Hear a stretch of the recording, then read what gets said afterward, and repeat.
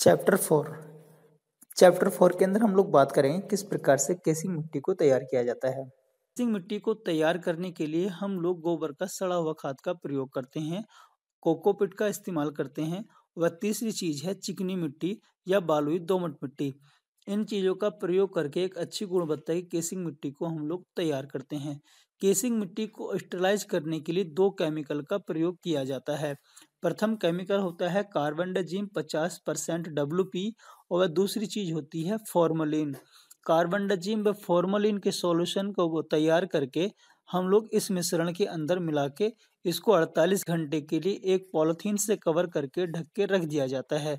अब मैं आपको बताता हूँ, यदि किसान भाइयों को 10 केजी केसिंग मिट्टी बनानी है तो उसके लिए हम लोगों को जो गोबर का सड़ा हुआ खाद है उसका प्रयोग करना पड़ेगा और कोकोपीट और चिकनी मिट्टी का प्रयोग करके हम लोग 10 केजी मिट्टी किस प्रकार से बनाएंगे इसके बारे में बात करते हैं। जब भी किसान भाई 2 साल पुराना गोबर का सड़ा हुआ खाद का प्रयोग करेंगे तो एक चीज विशेष रूप से ध्यान देने वाली यह है कि हम लोग को देख लेना यह होता है कि इस गोबर के सड़े हुए खाद के अंदर यदि दीमक की समस्या पाई जाती है तो ऐसे खाद का प्रयोग हम लोगों को केसिंग मिट्टी बनाने में नहीं करना चाहिए। हम लोगों को जब भी गोबर का सड़ा हुआ खाद का प्रयोग करते हैं तो यह देख लेना चाहिए इसके अंदर यदि कंकड़ पत्थर या पॉलिथीन की समस्या है या पॉलिथीन पाई जाती हैं तो ऐसे खाद को हम लोग को छलने के माध्यम से छान के अलग कर लेना चाहिए। अब हम बात करेंगे 10 केजी केसिंग मिट्टी के बनाने के लिए किन किन चीज़ों की आवश्यकता पड़ती है। 8 केजी गोबर का सड़ा हुआ खाद जो 2 वर्ष पुराना हो, जिसका रंग पूर्ण रूप से काला होना चाहिए। 1 केजी कोकोपीट इसके अंदर मिलाई जाती है प्लस 1 केजी चिकनी मिट्टी मिलाई जाती है। इन तीनों को आपस में अच्छी तरह से मिलाने के पश्चात इसको फैला लिया जाता है। अब हम बात करेंगे इसको स्टरलाइज करने की। इसको स्टरलाइज करने के लिए हम लोगों को फॉर्मलिन व कार्बनडाजिम 50% WP की आवश्यकता पड़ती है।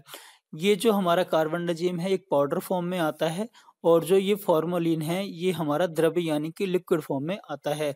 अब हम बात करेंगे इसको जो है स्टरलाइज करने के लिए हम लोगों को 4 लीटर या 5 लीटर पानी की आवश्यकता पड़ेगी। 5 लीटर पानी के अंदर हम लोग 10 ग्राम से लेके 12 ग्राम तक कार्बनडाजिम मिलाते हैं और प्लस हम लोग जो है 15 ml से लेके 20 ml के आसपास फॉर्मलिन मिलाते हैं।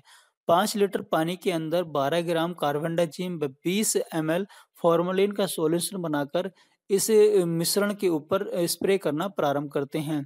जब तक हम स्प्रे करते रहते हैं और इसको जो है इस प्रकार से आपस में मिलाते चले जाते हैं। ऐसा करने के पश्चात जब ये हमारा 5 लीटर का सॉल्यूशन जब पूर्ण हो जाता है तो तब इस मिश्रण की ढेरी बनाने के पश्चात एक काली पॉलिथीन से कवर करके अच्छी तरह से टाइट करके ढक दिया जाता है।